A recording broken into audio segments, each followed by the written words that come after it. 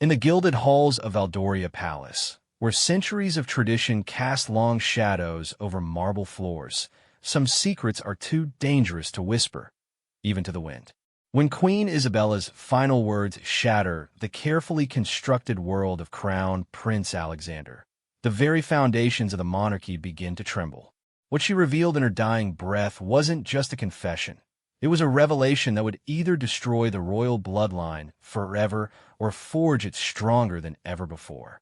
But in a palace where loyalty is currency and betrayal lurks behind every ornate door, the truth has a way of becoming the most deadly weapon of all.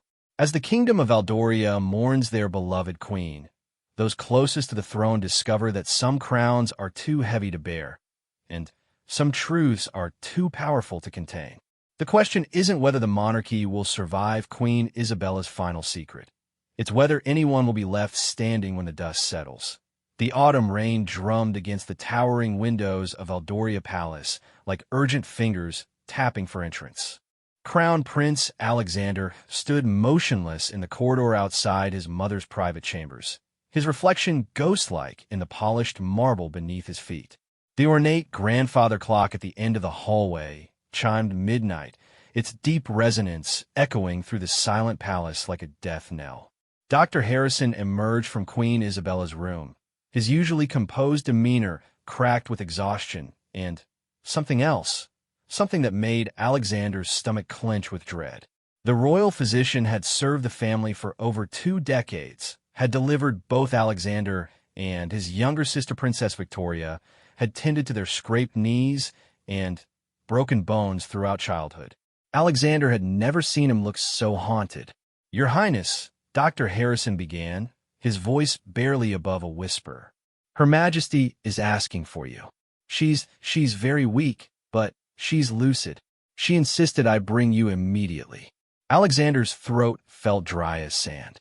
His mother had been battling the illness for months, putting on a brave face for the public while privately growing frilier with each passing day. The official bulletin spoke of a mild respiratory condition, but Alexander knew the truth was far more serious. He had watched his vibrant, commanding mother fade like a watercolor painting left in the sun.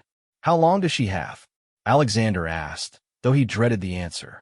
Dr. Harrison's silence spoke volumes. "She's been asking for you specifically, Your Highness. Not Princess Victoria, not His Majesty the King. Only you." The weight of those words settled on Alexander's shoulders like a lead cloak. His father, King Edmund, had been traveling through the northern provinces, inspecting flood damage from the recent storms. They had sent word, but he wouldn't arrive until dawn at the earliest. Victoria was in Switzerland, attending a climate summit that had been planned for months. The timing felt cruel, as if fate had orchestrated this moment of isolation. Alexander pushed open the heavy oak doors to his mother's chambers. The room that had once been filled with light and laughter now felt like a cathedral, solemn, hushed, and heavy with impending loss. Queen Isabella lay propped against silk pillows, her once golden hair now silver threads against the pale fabric. But her eyes, those sharp, intelligent green eyes that had guided the kingdom through 2 decades of prosperity, remained alert and focused. "My darling boy," she said, her voice a shadow of its former authority. "Come closer." Alexander approached the bed, his legs feeling unsteady. Up close, he could see how dramatically the illness had ravaged her. The woman who had once commanded rooms with her presence now seemed almost fragile enough to dissolve at a touch. "Mother, you need a rest. The doctor says I'm dying," Isabella interrupted with a weak smile. "We both know it, Alexander. There's no need for pretense now." The blunt acknowledgement hit him like a physical blow. Throughout her illness, they had all maintained the fiction that recovery was possible, that this was merely a temporary setback. Hearing her speak so matter-of-factly about her approaching death made it terrifyingly real. "Don't say that," Alexander whispered. "You're going to get better. You have to." Isabella reached out with a trembling hand and grasped his wrist. Her touch was cool, but firm. "Listen to me carefully, my son. What I'm about to tell you will change everything." It will challenge everything you believe about yourself, about our family, about the crown itself. Alexander felt a chill that had nothing to do with the drafty palace corridors. Mother, what are you talking about? Before I became queen, before I married your father, I was a different person. I made choices that seemed right at the time, but have haunted me for 25 years. Isabella's grip tightened on his wrist. Alexander, the man you know as your father, King Edmund, he isn't your biological father. The words hung in the air like smoke, visible but impossible to grasp. Alexander stared at his mother, certain he had misheard or that her illness was affecting her mind. What did you say? Your real father was someone I loved deeply, someone I could never marry because of duty and politics and the demands of the crown. Tears began to slide down Isabella's cheeks. I've carried this secret for your entire life, watching you grow into a man who looks nothing like Edmund, but everything like him. Alexander's mind reeled. He pulled his hand free and stepped back from the bed as if his mother had burst into flames. No, that's impossible. You're confused, the medication. I am not confused. Isabella's voice carried a flash of her old authority. I love Marcus Thorne with every fiber of my being. He was brilliant, passionate, and completely wrong for a future queen. When I discovered I was pregnant, I was already engaged to your father. The marriage was a political necessity, a union between Valdoria and the neighboring kingdom of Astoria. Marcus Thorne. The name meant nothing to Alexander, but the way his mother spoke it, with reverence and regret, made his chest tight with emotions he couldn't name. I convinced Edmund that you were his child, born early due to the stress of the engagement. He never questioned it because he trusted me completely. Isabella's voice broke. And you, my beautiful boy, you became the heir to a throne that may not rightfully be yours. Alexander sank into the chair beside the bed, his legs no longer able to support him.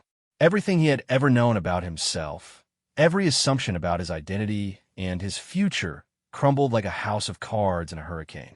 The crown he'd been trained to wear since childhood suddenly felt like a fraud. Why are you telling me this now? He managed to ask. Because Marcus is dead, Isabella whispered. He died 3 days ago in a car accident in London. When I heard the news, I realized I couldn't take this secret to my grave. You deserve to know who you really are.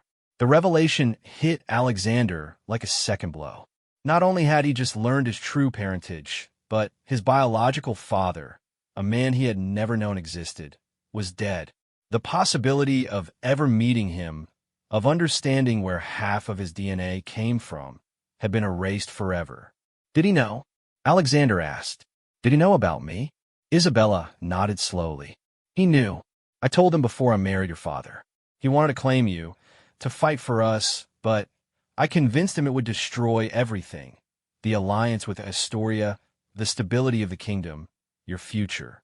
I told him I would give you a better life as a prince than he ever could as a commoner.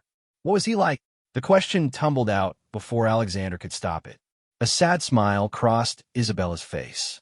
He was a historian, fascinated by medieval architecture. He could spend hours talking about the construction techniques of ancient cathedrals. He had your hands, those long, elegant fingers, and your way of tilting your head when you're thinking deeply. He was kind, Alexander.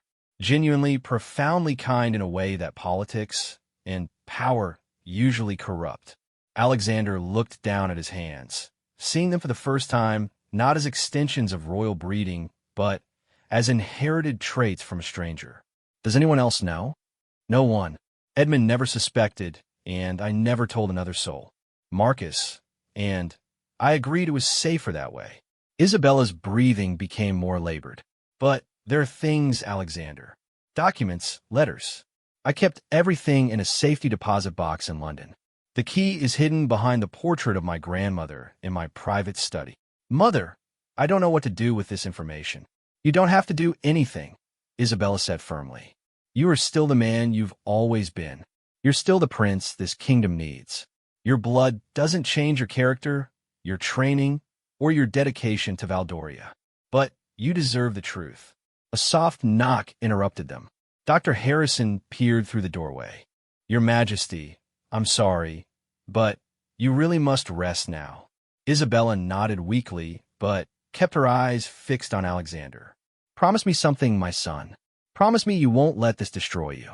The crown isn't just about bloodlines. It's about service, sacrifice, and love for your people. You have all of those qualities, regardless of genetics. Alexander leaned forward and kissed his mother's forehead. Her skin felt paper-thin and burning hot. I promise, Mother, but I can't promise this won't change things. I know, she whispered, and I'm sorry. I'm so sorry for the burden I'm placing on you. As Dr. Harrison approached with another injection of pain medication, Alexander stood on unsteady legs. I love you, Mother. Nothing you've told me changes that. I love you too, my precious boy, more than you'll ever know. Alexander left his mother's chambers feeling like a stranger in his own skin. The familiar corridors of the palace seemed different now, as if he were seeing them through foreign eyes. Every portrait of previous monarchs seemed to mock him with their royal lineage. Every servant who bowed as he passed felt like a fraud being perpetrated on them. He found himself in the palace library, a vast room lined floor to ceiling with leather-bound volumes. This had always been his sanctuary, the place he came to think and find peace. But tonight, even surrounded by centuries of knowledge and wisdom, he felt utterly lost. Alexander pulled out his phone and stared at it for a long time. He could call Victoria, interrupt her important climate summit to share this earth-shattering news. He could try to reach his father, Edmund, he corrected himself, in the northern provinces. But what would he say? How do you tell someone that everything they believe about their family is built on a foundation of well-intentioned lies? Instead, he found himself researching Marcus Thorne. A few keystrokes revealed obituaries, academic articles, and photos of a man who indeed shared Alexander's build and coloring. Dr. Marcus Thorne, medieval historian, lecturer at University College London, author of 3 books on Gothic architecture, survived by no immediate family. No immediate family. The word stung because they weren't true. Marcus Thorne was survived by a son who had never known he existed. As dawn began to break over the palace grounds, Alexander made a decision. He would honor his mother's wish for secrecy, at least for now. But he would also honor the man who had unknowingly given him life by learning everything he could about Marcus Thorne. And somehow, he would have to find a way to reconcile this new truth with the crown he was destined to wear. The morning light streaming through the library windows felt like the dawn of an entirely new existence. Prince Alexander was still the heir to the throne of Valdoria, but he was no longer the same man who had entered his mother's chambers the night before. The crown that had always felt heavy with responsibility now carried the additional weight of secrets, lies, and the ghost of a father he would never know. Queen Isabella passed away peacefully 3 hours later, taking with her the last living link to the truth that would forever change the course of Alexander's life. But her final gift to her son wasn't just the revelation of his parentage. It was the opportunity to define himself not by his bloodline, but by his choices. The question now was whether he would have the courage to embrace that opportunity or be crushed by the weight of royal expectations and family secrets. The kingdom of Valdoria woke to news of their queen's death, unaware that their future king carried within him a secret that could shake the very foundations of the monarchy. And in the quiet corners of the palace, where shadows gathered and whispers lived, the first stirrings of change began to take root. The state funeral for Queen Isabella drew dignitaries from across the globe to Valdoria's ancient capital city. The cathedral bells rang mournfully across the valley as thousands gathered to pay their respects to a monarch beloved for her wisdom and grace. Crown Prince Alexander stood at the altar in full ceremonial dress, his face a mask of composed grief that hid the turmoil raging beneath. 3 days had passed since his mother's death. 3 days since his world had been turned upside down by her deathbed revelation. He had barely slept, barely eaten, existing in a strange liminal space between his old identity and whatever he was becoming. The funeral proceedings felt like watching his life from outside his body. All the rituals and protocols he had known since childhood now seemed hollow and meaningless. King Edmund, his face etched with genuine sorrow, delivered the eulogy with the dignity befitting a man who had truly loved his wife. As Alexander listened to his father, the man he had always called father, speak about their marriage and partnership, guilt twisted in his stomach like a poisonous snake. Every loving word felt like another layer of deception, another brick in a wall of lies that stretched back 25 years. Princess Victoria had returned from Switzerland red-eyed and devastated. She and Isabella had shared a special bond, and her grief was raw and uncomplicated in a way that Alexander envied. When she reached for his hand during the service, seeking comfort from her older brother, he had to resist the urge to pull away. The gesture felt fraudulent somehow, as if his newfound knowledge had contaminated even their sibling relationship. After the service, as the royal family retreated to the palace for the private burial ceremony, Alexander caught sight of a figure standing apart from the crowd of mourners. An elderly woman with silver hair and kind eyes watched him with an intensity that made his skin crawl. Something about her seemed familiar, though he was certain they had never met. Alexander, King Edmund's voice cut through his distraction. Walk with me. Father and son, though Alexander now questioned the accuracy of that description, made their way through the palace gardens toward the family mausoleum where Isabella would be laid to rest beside generations of Valdorian monarchs. The autumn air was crisp and clear, a stark contrast to the storm clouds gathering in Alexander's mind. Your mother was proud of the man you've become, Edmund said, his voice heavy with exhaustion. She often spoke about how naturally leadership came to you, how the people responded to your genuine care for their welfare. Alexander's throat constricted. She was an exceptional queen, and an exceptional woman, Edmund agreed. I know this has been difficult for you, my son. The transition from prince to heir apparent is never easy, but with your mother's death, that day has come sooner than any of us expected. The words, my son, echoed in Alexander's head with painful irony.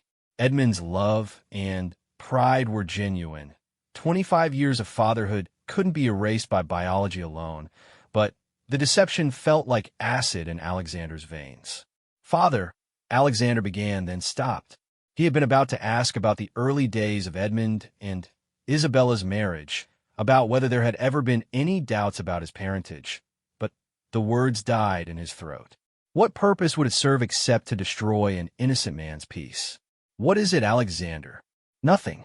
I was just thinking about the future, about the responsibilities ahead. Edmund clasped his son's shoulder with a firm hand. You're ready for them. You've been preparing your entire life. The people love you because they see your mother's compassion and what they believe is my sense of duty combined in you. The irony wasn't lost on Alexander. If his biological father was indeed Marcus Thorne, a humble historian, then perhaps his natural empathy and intellectual curiosity came not from royal bloodlines, but from a man who had spent his life preserving and understanding the past. That evening, after the burial and the endless receiving line of condolences, Alexander finally found the opportunity to slip away to his mother's private study. The portrait of Queen Isabella's grandmother, a stern-faced woman from the early 1900s, hung exactly where it had for decades. Alexander had walked past it thousands of times without giving it a second thought. His hands shook as he felt along the ornate frame, searching for any hidden compartments. Behind the lower right corner, his fingers found a small metal object taped to the back of the frame. The safety deposit box key was smaller than he had expected, almost insignificant for something that held the power to reshape his understanding of himself. Alexander stared at the key for a long time, weighing it in his palm like a judge considering evidence. He could throw it in the fireplace, let the flames consume any possibility of learning more about Marcus Thorne. He could preserve the fiction of his royal lineage and carry on as if his mother's deathbed confession had never happened. But even as he considered destruction, he knew he couldn't do it. The need to know, to understand who Marcus Thorne had been and what legacy he had unknowingly passed to his son, burned too brightly to ignore. The next morning, Alexander informed his private secretary that he needed to make an urgent trip to London for personal business related to his mother's affairs. It wasn't entirely untrue, though the real nature of his business would have shocked the loyal man who had served the royal family for 15 years. The flight to London felt interminable. Alexander found himself studying his reflection in the airplane window, searching for traces of Marcus Thorne in his features. His dark hair and green eyes had always been attributed to a distant maternal ancestor, but now he wondered if they came from a brilliant historian who had loved his mother enough to give her up for the good of the kingdom. The bank in London was discreetly located in an upscale district, the sort of institution that catered to clients who valued privacy above all else. Alexander had called ahead, and the manager was expecting him, though he had been deliberately vague about the purpose of his visit. "Your Highness," the manager, a precise man named Mr. Cartwright, greeted him with appropriate deference. "I was sorry to hear about Her Majesty's passing. She was a remarkable woman." "Thank you," Alexander replied, producing the small key. "I believe my mother maintained a safety deposit box here." Mr. Cartwright examined the key and nodded. "Indeed, she did. Box 247, if you'll follow me." The descent into the bank's vault felt like a journey into the underworld. The walls were lined with numbered boxes of various sizes, each one potentially containing someone's deepest secrets. Box 247 was modest in size, no larger than a briefcase. "I'll leave you to your privacy, Your Highness," Mr. Cartwright said, withdrawing to a respectful distance. Alexander's hands trembled as he inserted the key and turned it. The click of the lock opening seemed unnaturally loud in the hushed vault. Inside the box were 3 items: a thick manila envelope, a smaller jewelry box, and a leather-bound journal. He opened the envelope first. Inside were photographs, dozens of them, showing his mother as a young woman with a tall, dark-haired man who looked remarkably like Alexander himself. They were clearly in love. Every image captured stolen moments of joy and intimacy. Beach walks, quiet dinners, stolen kisses in what appeared to be a university campus setting. The man in the photographs had Alexander's hands, his way of holding his head when he laughed, even his slightly crooked smile. The resemblance was undeniable and unsettling.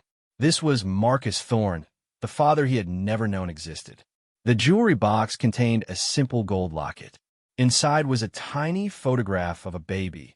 Himself, Alexander realized with a shock. On the opposite side was an even smaller picture of Marcus Thorne. His mother had worn this locket, carried images of both her son and his real father close to her heart, hidden beneath royal jewels and state regalia. But it was the journal that truly devastated him. Isabella's handwriting, familiar from years of signed birthday cards and official documents, filled page after page with entries spanning over 2 decades. Alexander is walking now. He has Marcus's determined stride, the way he plants his feet firmly before taking the next step. Edmund is so proud, completely unaware that he's celebrating another man's child. The guilt is eating me alive, but I remind myself that I'm giving Alexander opportunities Marcus never could have provided. Alexander's first day of school. He was nervous but excited, clutching his small satchel-like armor. He asked me if I thought his father would be proud of him. I assured him that his father, both his fathers, would be incredibly proud. If only he knew the complexity of that truth. Saw Marcus at a conference in Edinburgh today. He's aged well, still has that intense way of listening that made me fall in love with him. He asked about Alexander without saying his name. Just how is he? I told him his son is brilliant and kind, everything we could have hoped for. Marcus smiled, but I saw the pain in his eyes. We've both sacrificed so much for duty. Alexander graduated top of his class from university today. As I watched him receive his degree, I saw Marcus in every gesture. The way he shook hands with the chancellor, his modest smile when they called his name, pure Marcus Thorne. Edmund was beaming with pride, and I felt like the worst person alive. How do you live with a lie this big for this long? The entries continued for years, chronicling Alexander's achievements and milestones through the lens of a mother torn between duty and truth. Each page revealed the depth of Isabella's love for both Marcus and Edmund, and the impossible position she had created for herself. The final entry was dated just a week before Isabella's death. The diagnosis is terminal. The doctors give me months at most. I've been thinking about Marcus constantly, wondering if I made the right choice all those years ago. Alexander has grown into a remarkable man, but he deserves to know where he came from. Marcus deserves to be remembered as more than a secret. When the time comes, I'll tell Alexander everything. It's the only gift I can give them both. Alexander closed the journal and sat in the silence of the vault, surrounded by the evidence of a love story that had shaped his entire existence without his knowledge. His mother had loved Marcus Thorne deeply enough to give him up, and loved Alexander enough to sacrifice her own peace of mind to protect his future. The photographs showed a woman radiant with love and a man whose eyes reflected the same intense devotion Alexander had seen in his mother's gaze when she looked at her family. They had been genuinely, completely in love, and they had walked away from that love for what they believed was a greater good. As Alexander carefully returned the items to the safety deposit box, he noticed there was one more thing, a sealed letter addressed simply to Alexander in his mother's handwriting. His hands shook as he tore it open. "My dearest son, if you're reading this, then I've found the courage to tell you the truth about your parentage. I know this revelation will shake the very foundations of your world, and for that I am deeply sorry. But I also know you well enough to predict that you'll want to understand more about Marcus, about the man whose blood runs in your veins. Marcus Thorne was not just your biological father. He was one of the finest men I've ever known. His integrity, his passion for knowledge, his gentle strength, these are the qualities I see in you every day. The crown you're destined to wear may bear the Valdorian coat of arms, but your character bears the mark of a man who valued truth and learning above all else. I've arranged for you to inherit Marcus's personal effects, his flat in London, his books, his research. All of it is now legally yours through a trust one established years ago. The address is 14 Pemberton Square, Bloomsbury. Mrs. Margaret Henley, his neighbor, has been maintaining his belongings. She knew about you, Alexander. Marcus trusted her with our secret before he died. Whether you choose to explore this inheritance is entirely up to you. But know this, you are the best of both worlds, my darling boy. You have Edmund's sense of duty and Marcus's curiosity, my political instincts, and your true father's moral compass. The kingdom needs all of these qualities in its future king. I love you more than words can express, and I pray that someday you'll forgive me for the burden of this secret. Your devoted mother, Isabella. Alexander folded the letter carefully and placed it back in the box. The address in Bloomsbury beckoned like a doorway to another life, another version of himself. Marcus Thorne's world was waiting for him just across London, preserved by a neighbor who had kept their secret for decades. As he made his way back to the street level, Alexander's phone buzzed with messages from the palace. Victoria was asking about his return, Edmund needed his input on several state matters, and his private secretary was fielding requests for upcoming royal engagements. The machinery of monarchy continued to turn, indifferent to his personal crisis. Standing on the busy London street, Crown Prince Alexander faced the most significant decision of his life. He could return to Valdoria immediately, lock away his mother's revelations, and continue on the path that had been laid out for him since birth.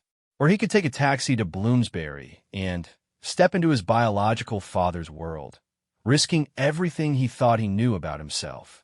The afternoon sun broke through the autumn clouds, casting long shadows across the pavement. In that moment, Alexander realized that his mother's gift wasn't just the truth about his parentage. It was the opportunity to choose who he wanted to be going forward. The crown would still be there when he returned, but this chance to understand Marcus Thorne might never come again. Alexander hailed a taxi and gave the driver an address in Bloomsbury. Whatever waited for him at 14, Pemberton Square would either destroy him or finally make him whole. There was only one way to find out which. The taxi wound through London's narrow streets, carrying Alexander deeper into Bloomsbury's scholarly heart. Ancient plane trees lined the roads, their autumn leaves creating a golden canopy that filtered the afternoon light into dancing patterns. As they approached Pemberton Square, Alexander's palms grew damp with nervous perspiration. Somewhere in this quiet residential area lived the woman who had helped preserve his biological father's secrets. Number 14. Pemberton Square was an elegant Georgian townhouse with ivy-covered brick walls and tall windows that spoke of centuries of quiet dignity. The building had been converted into flats with neat brass nameplate by the entrance. Alexander stood on the sidewalk for several minutes, studying the facade and tried to imagine Marcus Thorne walking through that blue-painted door every day, returning from lectures at the university. Before he could lose his nerve, Alexander pressed the bell for flat 2B. The nameplate read M. Henley in precise script. After what felt like an eternity, the intercom crackled to life. Yes. The voice was elderly, but strong, with the crisp enunciation of someone accustomed to being taken seriously. Mrs. Henley? My name is Alexander. I believe you knew my mother, Queen Isabella. There was a long pause, then the sound of several locks being turned. The door opened to reveal a woman in her 70s with silver hair pulled back in an elegant chignon and keen blue eyes that studied him with obvious recognition. My God, she whispered, her hand flying to her throat. You look exactly like him. Come in quickly. Margaret Henley's flat was a testament to a lifetime of intellectual pursuit.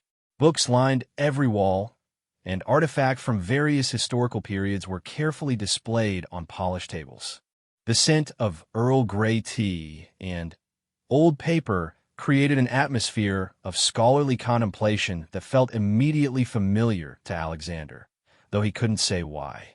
I've been expecting you, Mrs. Henley said, leading him to a sitting room overlooking the square's private garden. Marcus always said that someday his son would come looking for answers. I just didn't expect it to be so soon after his passing. Alexander settled into a leather armchair that bore the subtle impressions of long use. My mother only told me about Marcus 3 days before she died. I've been trying to piece together who he was, what kind of man. He was the finest man I've ever known, Mrs. Henley interrupted, her voice firm with conviction. Brilliant, yes, but also genuinely good in a way that's increasingly rare in this world. He would have made a wonderful father if circumstances had been different.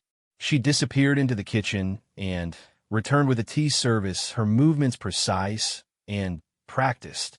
As she poured, Alexander noticed her studying his face with the intensity of someone memorizing details. Marcus lived in the flat above mine for over 20 years, she continued. We became friends almost immediately. He was always bringing me books he thought I'd enjoy, helping with my groceries when my arthritis flared up. He was the sort of neighbor everyone hopes for, but few are lucky enough to find. Did he ever talk about my mother? About me? Mrs. Henley's expression softened.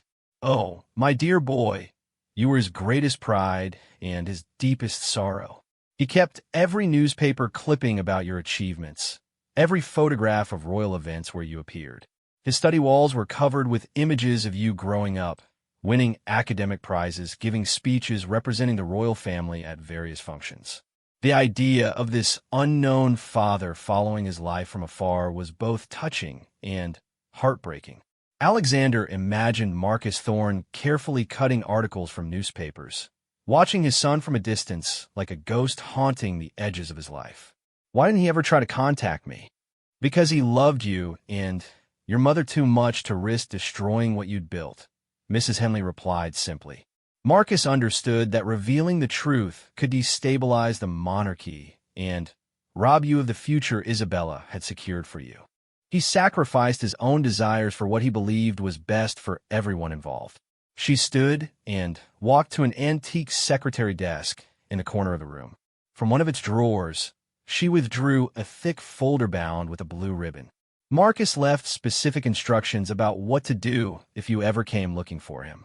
This contains everything he wanted you to know about your shared heritage, about the family history he could never tell you himself. Alexander accepted the folder with trembling hands. The weight of it surprised him, not just physical weight, but the emotional gravity of a father's final gift to a son he'd never been allowed to claim. There's more, Mrs. Henley continued. Marcus's flat upstairs has been preserved exactly as he left it. Isabella arranged through a trust for all his belongings to pass to you upon his death. Would you like to see it? The question hung in the air like an invitation to step through a portal into an alternate version of his life. Alexander nodded, not trusting his voice to remain steady. They climbed a narrow staircase to the second floor, where Mrs. Henley produced a set of keys. I've been coming in once a week to dust and ensure everything remains in good condition. Marcus was meticulous about his belongings. Everything has its proper place. The door opened onto a flat that was both foreign and deeply familiar. The layout mirrored Mrs. Henley's apartment below, but the atmosphere was distinctly different. Where her space felt feminine and social, this was clearly the domain of a solitary scholar. Books dominated every surface, organized in a system that spoke of a methodical mind. Medieval manuscripts reproduction lined the walls alongside photographs of cathedral architecture from across Europe. Alexander moved through the space like a sleepwalker, his fingers trailing along furniture that his biological father had touched daily. A comfortable reading chair by the window bore the impression of long hours spent in contemplation. The kitchen showed signs of simple, solitary meals, a single plate in the drying rack, one coffee cup on the counter. But it was the study that truly took his breath away. 3 walls were lined floor to ceiling with books on medieval history, architecture, and art. The 4th wall, however, was covered entirely with photographs and articles about Alexander himself. Mrs. Henley hadn't exaggerated. It was like a shrine to a son Marcus had never been allowed to know. Alexander approached the wall slowly, studying the careful chronological arrangement. Photos from his christening, his first day of school, his university graduation, his first solo royal engagements. Between the images were handwritten notes in what must have been Marcus's script. Looks thoughtful in this one, just like Isabella when she's considering a difficult problem. The way he shakes hands with veterans shows real empathy. His speech about climate change was brilliant. He has the courage to tackle difficult subjects. Tears blurred Alexander's vision as he realized that while he had been growing up feeling the absence of something he couldn't name, Marcus had been growing old watching his son from afar, proud of every achievement, but unable to claim any credit for the man Alexander had become. On the desk sat a leather-bound journal, its pages filled with Marcus's thoughts and observations spanning decades. Alexander opened it to a random page and read, Alexander gave a speech today about the importance of preserving historical sites. His passion for protecting our cultural heritage reminds me so much of my own work, my own values. I wonder if some interests are truly inherited, passed down through blood, even when there's no direct contact. Watching him speak about the Norman churches of Aldoria, I felt a connection across the years and miles that separate us. He is my son in ways that go far beyond genetics. Another entry, dated just months before Marcus's death, read, Isabella wrote to tell me about her illness. I wanted to rush to Valdoria to finally meet Alexander before it's too late, but I know that would be selfish. My role has always been to love him from a distance, to take pride in his accomplishments without claiming credit. If he ever learns the truth about his parentage, I hope he'll understand that every sacrifice was made from love. Alexander closed the journal and looked around the study with new eyes. This wasn't just the workspace of a medieval historian. It was the private observatory of a father who had spent 25 years loving his son from afar. He came here every day after his university lectures, Mrs. Henley said quietly from the doorway. He'd sit at that desk and work on his research, but I often caught him just staring at your photographs, especially after you achieved some new milestone or appeared at a particularly significant royal event. I can't imagine living with such longing for so many years, Alexander murmured. Marcus used to say that loving you was both his greatest joy and his deepest sorrow. Joy because he could watch you grow into an exceptional young man. Sorrow because he could never be part of that growth. But He never regretted the choice your mother made. He believed she gave you opportunities he never could have provided. Alexander moved to the window and looked out over the quiet square below. Students from nearby University College London walked along the sidewalks, carrying books and engaged in animated discussions. This was the world Marcus Thorne had inhabited. Intellectual, peaceful, honest in its pursuit of knowledge. What was he like as a person? Alexander asked. Beyond his academic work, I mean. Mrs. Henley smiled warmly.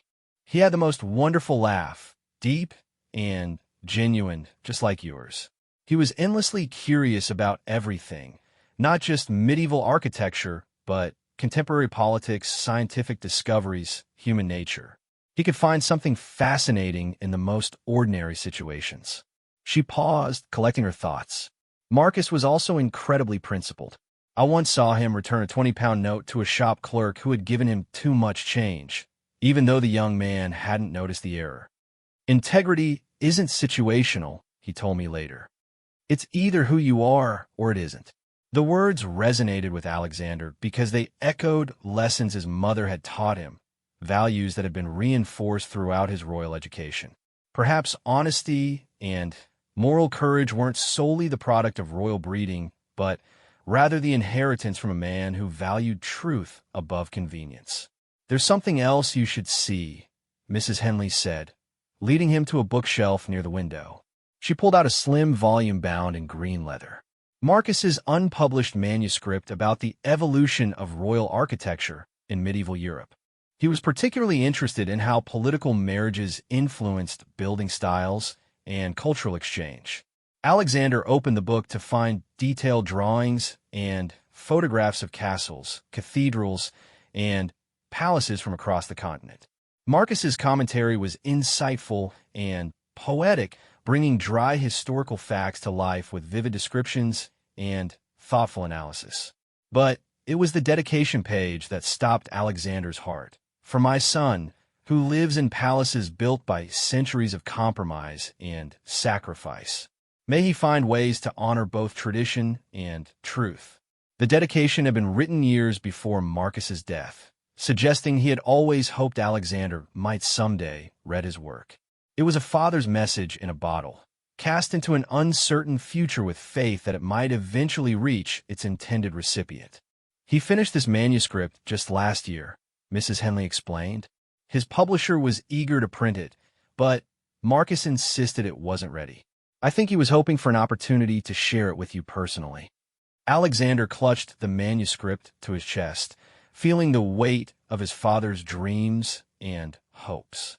This wasn't just academic work. It was a bridge across the years that had separated them, a way for Marcus to share his passion and knowledge with the son he'd never been allowed to teach. As the afternoon light began to fade, Alexander realized he had spent hours in Marcus Thorne's world without giving a thought to royal protocols or palace schedules. For the first time in his adult life, he had simply existed as himself, not as a prince or future king, but as a son discovering his father's legacy. Mrs. Henley, he said finally, would it be possible for me to spend the night here? I know it's an unusual request, but I feel like I'm just beginning to understand who Marcus was. The elderly woman's eyes misted with tears. My dear boy, this flat belongs to you now. Marcus would be overjoyed to know his son wanted to walk in his footsteps, even briefly. As Mrs. Henley prepared to leave him alone in his biological father's sanctuary, she paused at the door. Alexander, there's one more thing. Marcus used to say that if he could give you any gift, it would be the freedom to choose your own path. He worried that royal duty might cage the spirit he saw in your speeches and public appearances. Whatever you decide about your future, about how much of this truth to share with the world, know that Marcus would support your choice completely. Left alone in the gathering twilight, Alexander sat in Marcus Thorne's reading chair by the window and opened the folder Mrs. Henley had given him. Inside were genealogical charts tracing the Thorne family back several centuries. Farmers, craftsmen, scholars, and teachers who had built their lives on honest work and intellectual pursuit. There were also copies of Marcus's academic papers, letters of recommendation from colleagues praising his integrity and scholarship, and photographs of the man himself at various stages of his career. As night fell over Bloomsbury, Alexander read through his biological father's life story and felt pieces of himself clicking into place. The love of learning that had sometimes seemed at odds with royal protocol, the deep empathy for ordinary people that had shaped his approach to royal duties, the questioning nature that drove him to understand rather than simply accept. These weren't anomalies in his character, but inheritances from Marcus Thorne. The prince who had arrived in London that morning in search of answers had found something far more valuable, a sense of completeness that had been missing his entire life. The crown of Valdoria still awaited him, and the responsibilities of monarchy remained unchanged. But now Alexander understood that he brought to that crown not just royal breeding, but the wisdom and values of a man who had loved him enough to remain forever in the shadows. As he prepared to sleep in his father's bed for the first time, Alexander made a decision that would echo through the remaining parts of his story. He would not hide from the truth his mother had revealed or pretend that Marcus Thorne was merely a footnote in his personal history. The challenge now was finding a way to honor both his inherited throne and his biological heritage without destroying the delicate balance that had preserved the monarchy for generations. Alexander awoke in Marcus Thorne's flat as dawn painted the Georgian windows with pale gold light. For a disorienting moment, he couldn't remember where he was or why the room felt both foreign and familiar. Then, reality crashed back. He was sleeping in his biological father's bed, surrounded by the life of a man he would never meet, but whose blood flowed in his veins. His phone showed 17 missed calls from the palace, 12 text messages from Victoria, and an increasingly frantic series of communications from his private secretary. The outside world had been trying to reach him all night, but for the first time in his adult life, Crown Prince Alexander had simply disappeared from a grid. The most recent message from Victoria read, "Alexander, father is worried sick. You've never gone incommunicado like this. Please call me immediately." Alexander stared at the word father on the screen, wondering how long it would take to stop feeling the sting of that complicated relationship. Edmund had been the only father he'd known for 25 years, had shaped him with love and patience and genuine pride. The revelation about his biological parentage didn't erase those decades of genuine fatherhood, but it did complicate them in ways that felt insurmountable. He made coffee using Marcus's simple French press and sat at the kitchen table where his biological father had eaten solitary breakfast for 20 years. Through the window, he watched early commuters hurrying toward the underground, ordinary people living ordinary lives without the weight of crowns or constitutional crises. The blue folder Mrs. Henley had given him still lay open beside Marcus's unpublished manuscript. Alexander had spent most of the night reading through academic papers his father had written about royal architecture and the evolution of monarchical symbols. The work was brilliant, demonstrating both scholarly rigor and an almost poetic understanding of how buildings reflected the values and struggles of their eras. One particular passage had struck him. The great cathedrals and palaces of Europe were not built by kings alone, but by the collaboration between royal vision and common craftsmanship. The most enduring monuments to power are those that acknowledge both the divine right of rulers and the essential dignity of the ruled. When monarchy forgets either half of this equation, it crumbles. Reading those words, Alexander had felt his biological father speaking directly across the years, offering guidance for the constitutional crisis that now consumed his thoughts. Marcus Thorne understood that legitimate authority came not just from bloodlines, but from the consent and respect of the people being governed. A soft knock at the door interrupted his contemplation. Mrs. Henley stood in the hallway with a covered plate and concerned expression. "I brought you some breakfast," she said, studying his face. "You look like a man who's been wrestling with angels all night." "More like wrestling with the ghost of a father I'll never know," Alexander replied, accepting the plate gratefully. "Mrs. Henley, can I ask you something? In all the years you knew Marcus, did he ever express doubts about the choice he and my mother made?" The elderly woman settled herself in the chair across from him, her movements careful and deliberate. Only once, and it was near the end of his life. He'd just finished reading about some scandal involving a minor royal from another kingdom. Nothing serious, just typical young person mistakes that got blown out of proportion by the media. She paused to sip the tea Alexander offered her. Marcus said something that stayed with me. I wonder if Alexander understands that the crown he's destined to wear is both a privilege and a prison.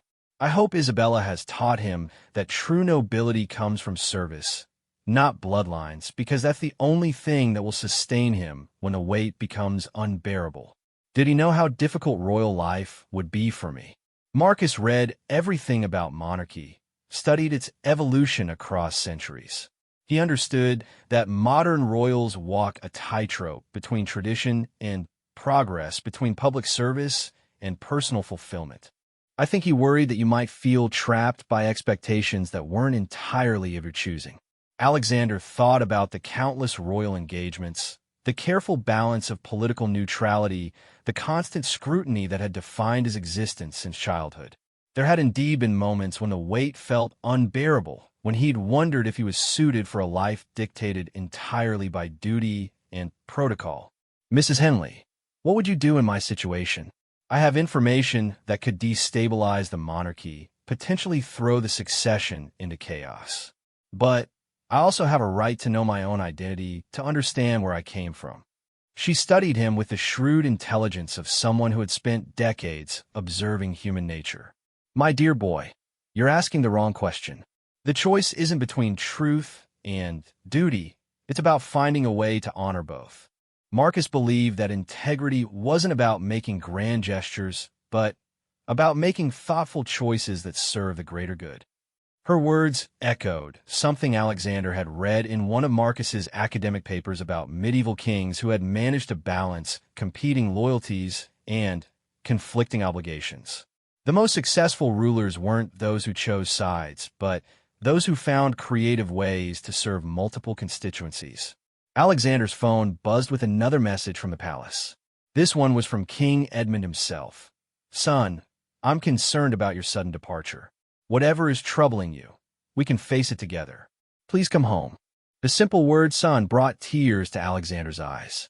Edmund's love wasn't diminished by the absence of shared DNA. If anything, it was more precious because it had been freely given based on choice rather than biology. I need to go back to Valdoria, Alexander said finally. But not as the same person who left yesterday. Marcus would be proud of the man you've become, Mrs. Henley said softly, and he'd be proud of whatever decision you make next. The flight back to Valdoria gave Alexander time to plan his approach. By the time the plane touched down at the Royal Airfield, he had made several crucial decisions that would reshape not just his own future, but potentially the monarchy itself. Victoria was waiting for him on the tarmac, her face a mixture of relief and anger. Alexander, where have you been? We were about to call in international security. I needed some time to think about Mother's death, about the future, he said, which was technically true if incomplete. Father wants to see you immediately. He's been pacing the palace like a caged lion. King Edmund was indeed agitated when Alexander entered his private study. The man who had raised him with patient wisdom looked older than his years, worn down by grief for his wife and worry for his son. Alexander, what happened? It's completely unlike you to simply vanish without explanation. Looking at Edmund's concerned face, Alexander made his first crucial decision. Father, I need to tell you something about Mother's final days, something she shared with me before she died. He had decided on the flight that Edmund deserved the truth. Not just because secrets had already caused enough pain in their family, but because the man who had been his father in every way that mattered had the right to understand the full scope of what Isabella had carried alone for 25 years. Alexander told the story carefully, watching Edmund's face cycle through surprise, pain, and, finally, a deep, weary understanding. When he finished, the study fell in a silence, broken only by the ticking of the antique clock on the mantelpiece. I always wondered, Edmund said finally, his voice barely above a whisper, not about your parentage specifically, but about the sadness I sometimes saw in your mother's eyes. She loved me, I know that, but there were moments when she seemed to be mourning something I couldn't understand. Are you angry? About the deception, about me not being your biological son? Edmund stood and crossed to the window overlooking the palace gardens where Alexander had played as a child. Angry? No, son. Because that's what you are, regardless of genetics. I held you when you had nightmares, taught you to ride horses, watched you grow into a man of integrity and compassion. Biology doesn't create that kind of bond. The relief Alexander felt was overwhelming.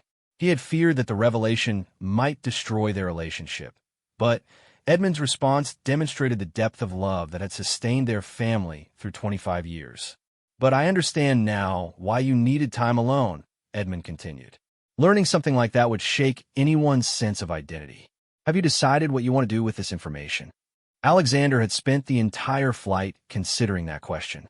I want to be honest about who I am, but I also want to protect the monarchy and honor what Mother sacrificed to preserve. I think there's a way to do both. Over the following weeks, Alexander worked with constitutional experts and palace communication specialists to develop an unprecedented approach to his situation. Rather than hiding the truth or allowing it to explode into scandal, he decided to control the narrative through careful, measured disclosure. The first step was a private conversation with Victoria, who took the news with characteristic directness. So, I'm not losing a brother. I'm gaining a fascinating family history, she said after processing the initial shock. And honestly, it explains why you've always been more interested in dusty historical books than traditional royal pursuits. The second step was more complex. Alexander commissioned a formal investigation into the legitimacy question.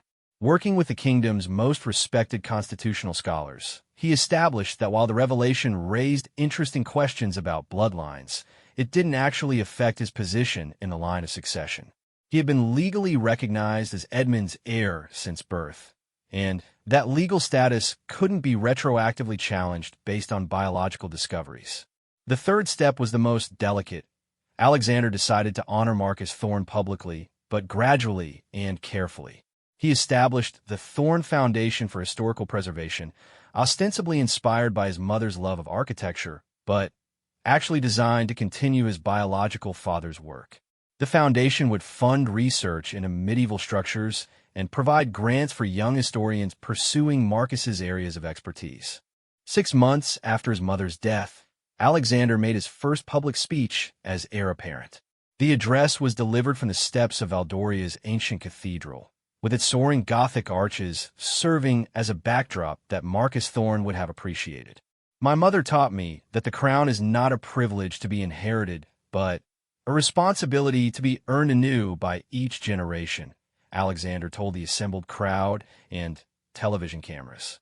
She also taught me that true nobility comes not from bloodlines, but from service, not from titles, but from character, not from tradition alone, but from the wisdom to adapt that tradition to serve contemporary needs.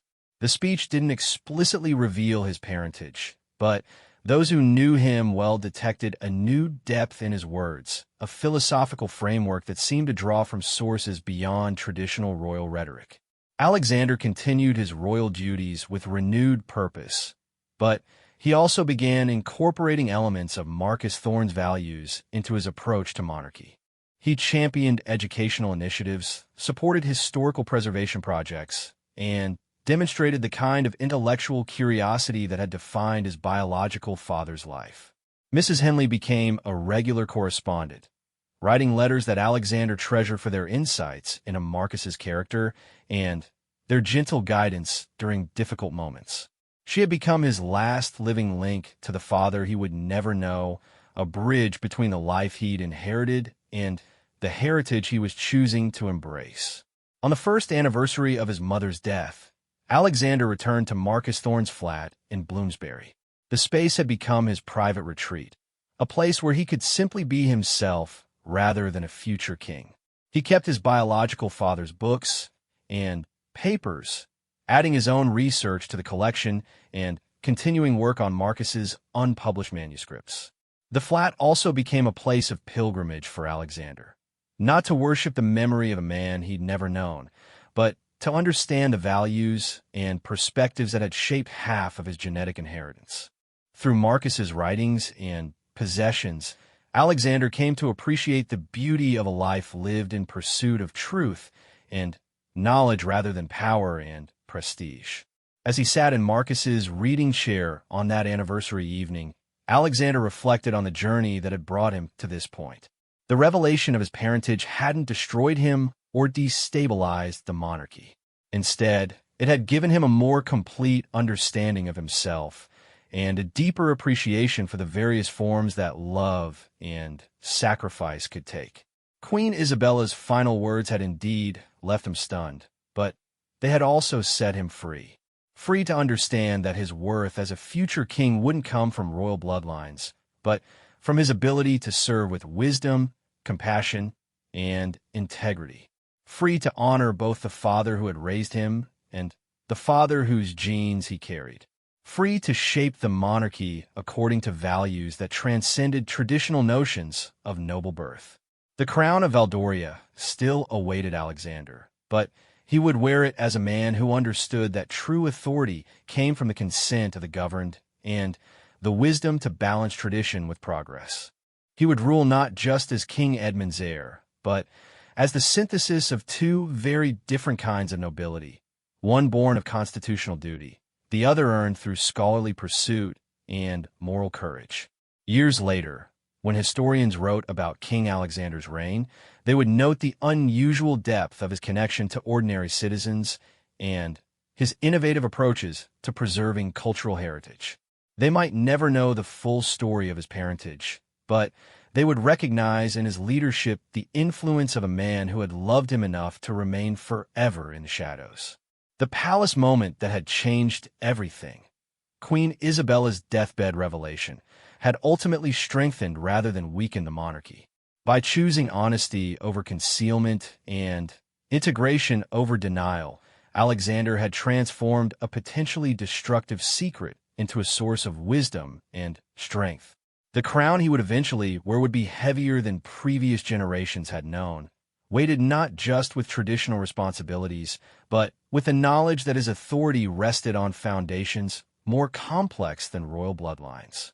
But it would also be more meaningful, representing not just inherited privilege, but chosen service, not just constitutional duty, but personal integrity. In the end, Queen Isabella's final gift to her son wasn't the burden of secret, but the opportunity to define himself according to his own values and choices.